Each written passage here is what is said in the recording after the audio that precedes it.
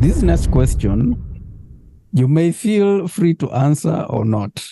I always Mm, request my guests and I always prepare them if they are ready to answer, mm, if they are comfortable or not. And this is the question of relationships. mm. Has it affected you in your relationships? And in this context, I'm talking of romantic relationships. It has and it hasn't. The people that I've dated in the past were not really superficial people. And like I say, it does buy me a certain amount of time. Fortunately, in winter, I don't really sweat that much. I sweat a lot in summer. So the people that I'm with, I would tell them that, listen, I've got an issue. I overheat, I sweat. So wherever we go, we must be mindful of stuff like that. And the people who really are into me because they're into me, they've been really nice and kind about it. But it's affected me in a sense that I have not maybe put myself out there to my fullest potential. I have not dated to my fullest potential. You know, I've sort of put a benchmark for myself and thought anyone above this is going to expect me to not have sweat and I can't. So on that level, I think it has. And the older I get, the more I realize that that's actually quite stupid because if someone really does want to be with you, it doesn't matter. There are many interabled couples in the world. Is the problem is because our disability is not really visible. Like if you didn't have an arm, it's visible and people would know that. What can you do about it? But if you've got sweat on their upper lip, people think that you are the one that just doesn't look after themselves. So it's the lack of understanding that sort of created that barrier for me. So yeah, it has and it hasn't.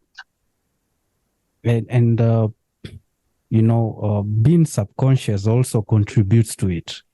Like, for Mm, instance, I have clients who do struggle with excessive sweating, and yeah, 90% of the time the sweat is in their mind. They yeah, could be in a yeah. place, they could be in a place and they are not sweating, but for some reason they believe that other people have noticed my sweat, That's or they notice that yeah, I'm smelling. So it's more of a yeah. subconscious thing. And And when you think about it, it happens. It sort of triggers it. Yeah, I always yeah, tell them that when you're in that, because it affects all of us, we are very subconscious about our sweat. You can even be in a mm, place and you're not sweating, but in your mind, you're very convinced that I'm it's sweating and happening. people have noticed. And Yeah, half of the time, maybe even these people haven't noticed anything. they don't You're even very, see it. That's true. you're very much okay. So when it comes to relationships, I think there is that fear of, what if this person sees me as, I'm crazy, I'm different. Yeah, yeah. We start Or sees comparing me as less ourselves. than. Yeah, you're Mhm. right. And you've said something that is very imperative, that when Mm, you're with someone who is totally into you, or yeah. rather when someone loves you, there are things which don't matter to them. They accept you True. as a package. So if you're with someone who's totally into you and they love you, then your sweat issue is no longer an issue to them. In fact, it's an issue because now they accept you as a package. And what they end up Yeah. doing, they end up supporting you.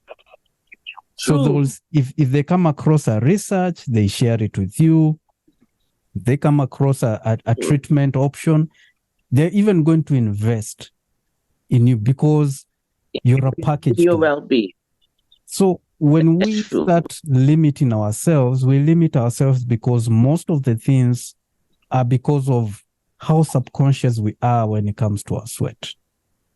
In True. terms of dating, my message to the sweat family has always been, look at the most important things: character, the personality traits, because you really don't want to date a narcissist.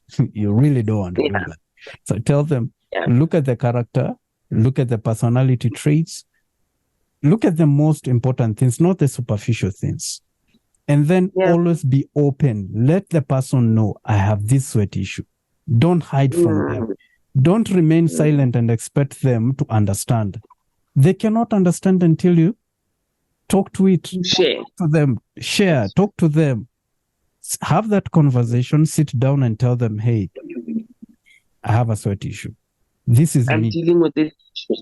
Yeah. I'm dealing with the issue. So if there are times when I don't want to hold your hand, don't start preempting thoughts that don't exist. Yeah, don't take it personally. That's true. Don't think that I'm cheating on you or whatever it is.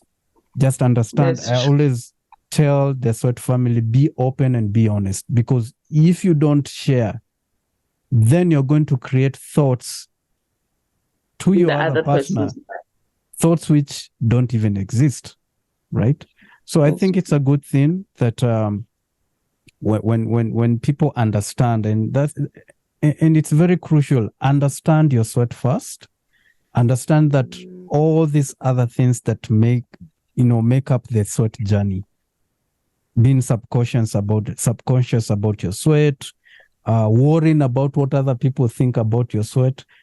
If you have a proper understanding of these things, then you're going to now get to learn more about yourself. And once you learn about yourself, then the outside pressure becomes less, because the worst form of pressure is what happens internally. For me, I think that's the worst form of pressure.